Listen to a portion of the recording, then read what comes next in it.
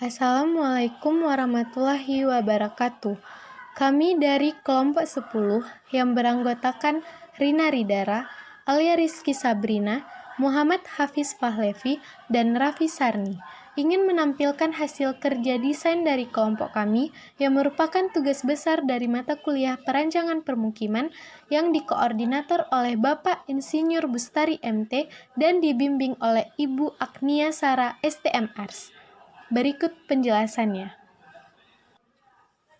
Lokasi set berada di Jalan Lingkar Kampus Unsiah, Manasa Papen, Krung Baronajaya, Kabupaten Aceh Besar, Aceh, Indonesia.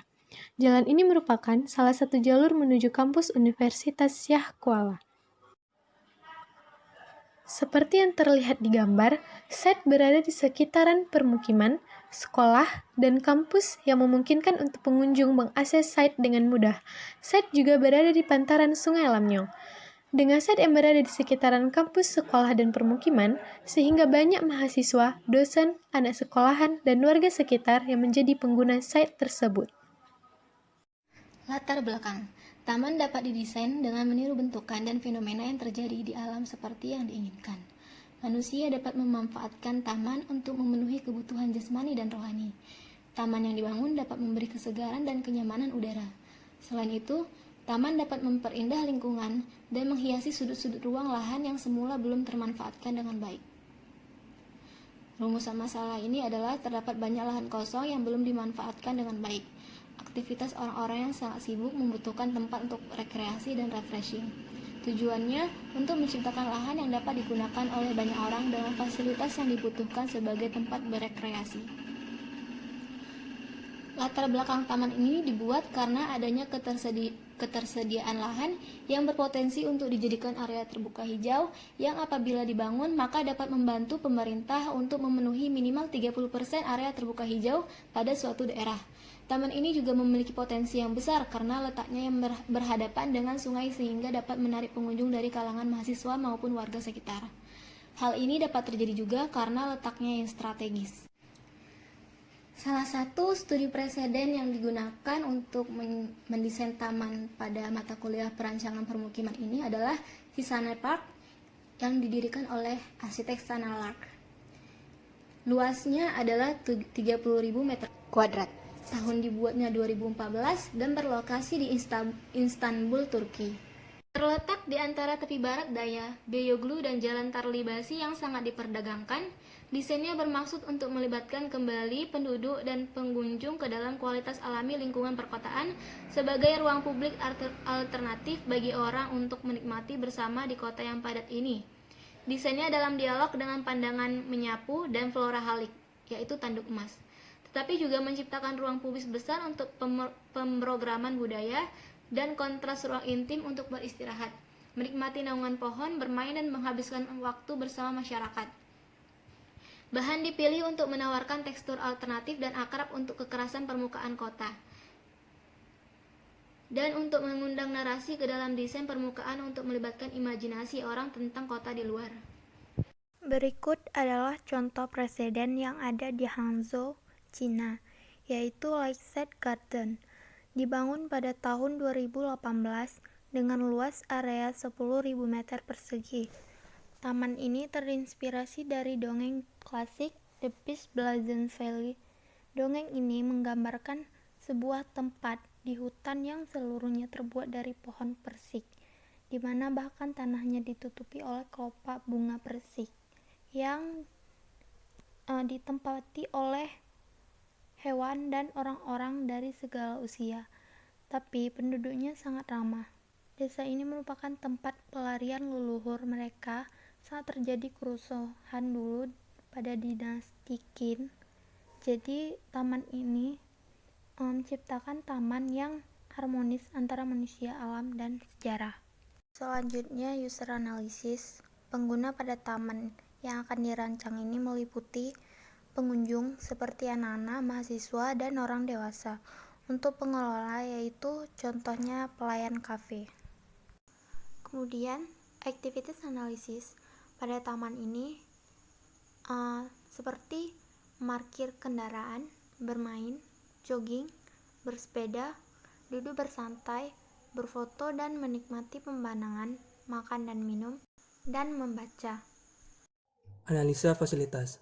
Pertama, terdapatnya studi area yang nyaman dengan meja, kursi, dan taman hijau akan sangat diperlukan oleh kalangan mahasiswa yang dibangun di pantaran Sungai Lamnyong dan dekat dengan kampus. Selanjutnya, terdapat juga cafe area yang menyajikan beberapa makanan dan minuman yang berfungsi sebagai tempat untuk berkumpul, berbicara, membaca, menulis, atau menghabiskan waktu, baik secara individu maupun dalam kelompok.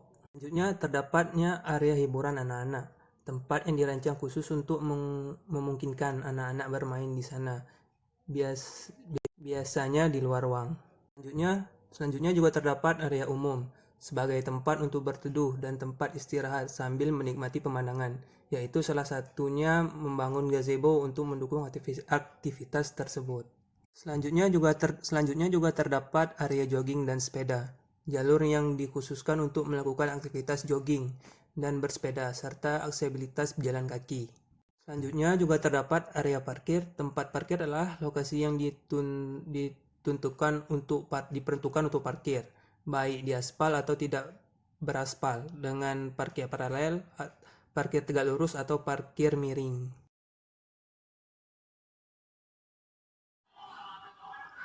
Untuk konsep zoning area parkir, zona parkir dibagi atas dua jenis kendaraan, mobil dan motor.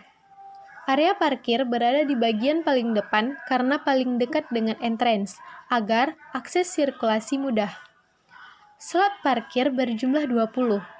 Untuk mobil berjumlah 22 slot dan motor 6 slot. Namun, fungsinya dapat disesuaikan dengan kebutuhan parkir. Untuk parkir di sebelah kiri entrance memiliki 14 slot parkir, 8 slot parkir untuk mobil, dan 6 slot parkir untuk motor. Sedangkan, parkir di sebelah kanan entrance memiliki 14 slot parkir mobil. Selanjutnya, konsep zoning area umum komersil yaitu bangunan kafe. Zona area umum untuk kafe diletakkan di bagian terluar karena kebanyakan sasaran pengguna adalah mahasiswa, dosen, dan keluarga dengan anaknya yang umumnya melewati bagian ini di sore hari selepas bekerja atau pulang sekolah. Kafe dapat menarik pengguna yang lapar selepas berkegiatan ataupun yang sekedar ingin duduk-duduk menikmati sore hari sembari memakan cemilan. Terdapat 2 bagian kafe di taman ini yang tiap bagiannya memiliki 2 gedung kafe, sehingga total kafe adalah 4 buah. Masing-masing kafe memiliki ukuran 4x9 meter, difasilitasi dengan tempat duduk serta meja makan bundar. Pada masing-masing bagian kafe memiliki fasilitas servis yaitu kamar mandi umum yang berada di ujung kanan dan kirinya. Penggunaan material pada bangunan kafe terdiri dari kaca double glazing. Dengan penggunaan kaca double glazing akan meredamkan panas dari luar, tidak mudah pecah, dan juga untuk menciptakan estetika yang bagus. Untuk lantai area kafe menggunakan material keramik kasar bermotif kayu. Penggunaan material keramik kasar ini supaya lantai pada area ini tidak licin. Kemudian, pada tiang bangunan kafe menggunakan material dari baja. Material tiang ini sangat efektif untuk menopang bangunan sederhana ini. Dan bagian atap kafe menggunakan atap metal. Atap metal digunakan karena rangka atap ini sederhana, dengan bobotnya yang ringan, tidak perlu didukung oleh struktur rangka atap yang rumit. Kemudian, penggunaan material pada bangunan toilet yaitu dindingnya yang menggunakan material beton bata, lantainya menggunakan material keramik kasar bermotif kayu agar lantai pada area ini tidak licin. Kemudian, atap yang menggunakan atap metal. Berikutnya adalah konsep zoning area umum non-komersial yaitu gazebo. Dapat dilihat desain dari file yang terlampir ini. Area gazebo ini dianggap sebagai area peralihan. Area ini diletakkan di antara kafe dan taman bagian dalam dengan tujuan agar orang-orang yang membeli makanan di kafe juga tetap bisa bersantai, memandangi view sungai di depan, dan para orang tua dapat mengawasi anaknya yang bermain di area hiburan. Hal ini sangat efektif karena area gazebo memiliki ketinggian 80 cm yang memudahkan pengguna melihat keadaan sekitar. Taman ini memiliki 10 buah gazebo dengan fasilitas peneduh, tempat duduk, meja, dan juga listrik untuk mencharge barang elektronik.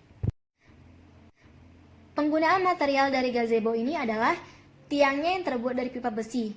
Pipa besi biasanya digunakan sebagai penyangga rumah, tiang lampu, rangka plafon, dan lain-lain. Pipa besi ini menjadi pilihan karena anti api, anti rayap, dan tahan lama. Harganya pun juga murah dan terjangkau. Atap gazebo menggunakan atap metal. Atap metal digunakan karena rangka atap ini sederhana dengan bobotnya yang ringan, tidak perlu didukung oleh struktur rangka atap yang rumit. Pada area gazebo menggunakan lantai parket. Lantai parket yang digunakan yaitu dari kayu ulin agar lebih tahan lama. Tempat duduknya dibuat dari kayu jati. Kayu jati digunakan karena mempunyai ketahanan yang baik dan tahan terhadap segala jenis cuaca.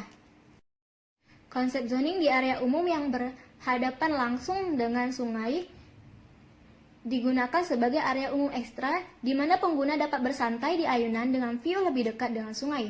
Diletakkan di depan area bermain anak karena menghindari anak-anak pergi jauh ke area belajar untuk menggunakan ayunan. Area ini juga dibuat untuk menghubungkan taman ini dengan taman-taman di sebelahnya.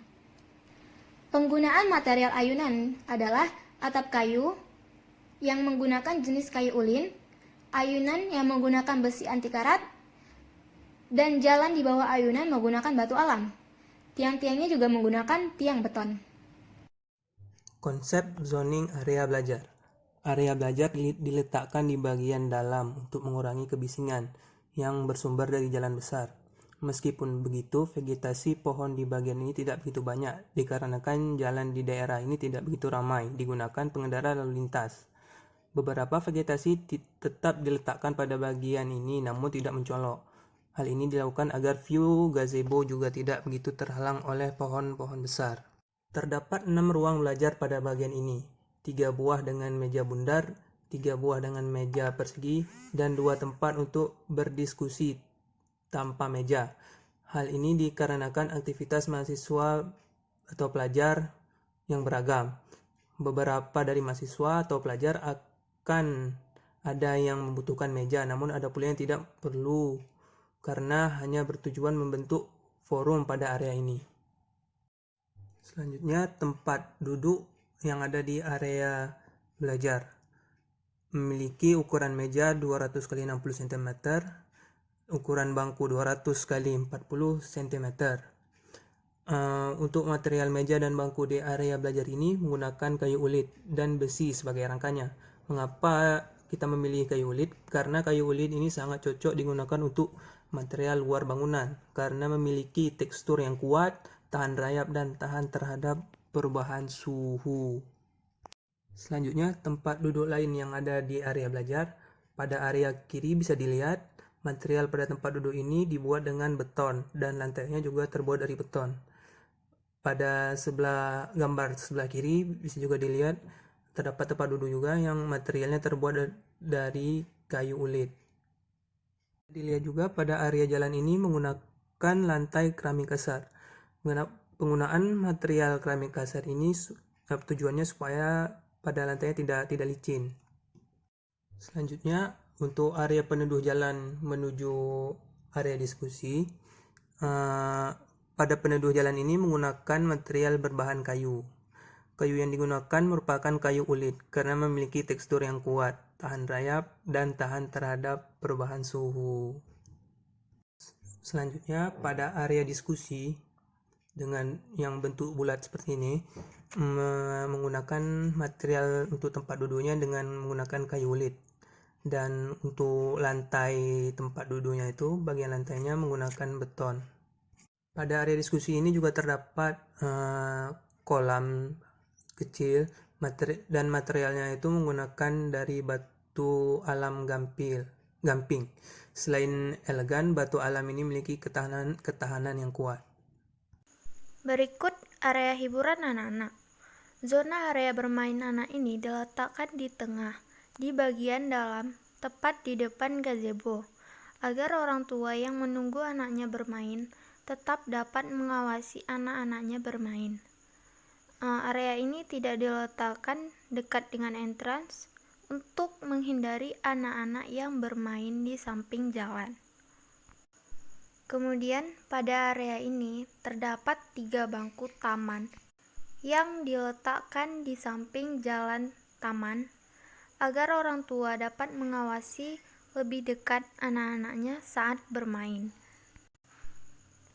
Zona pedestrian dengan zona alat bermain anak-anak dibedakan karena material yang berbeda.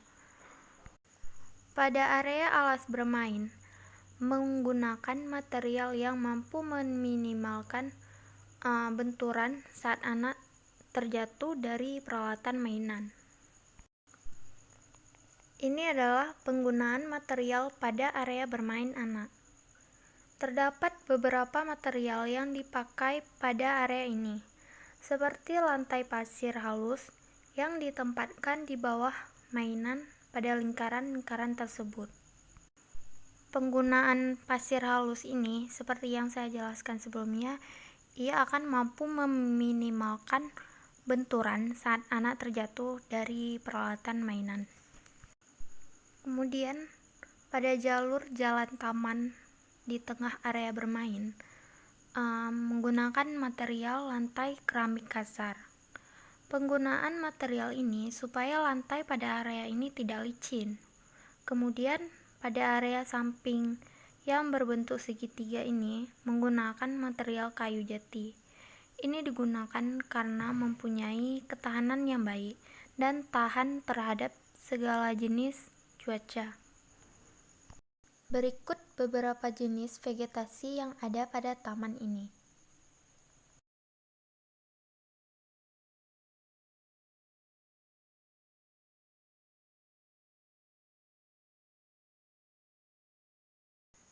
Selanjutnya ialah gambar-gambar hasil rancangan dari kelompok kami.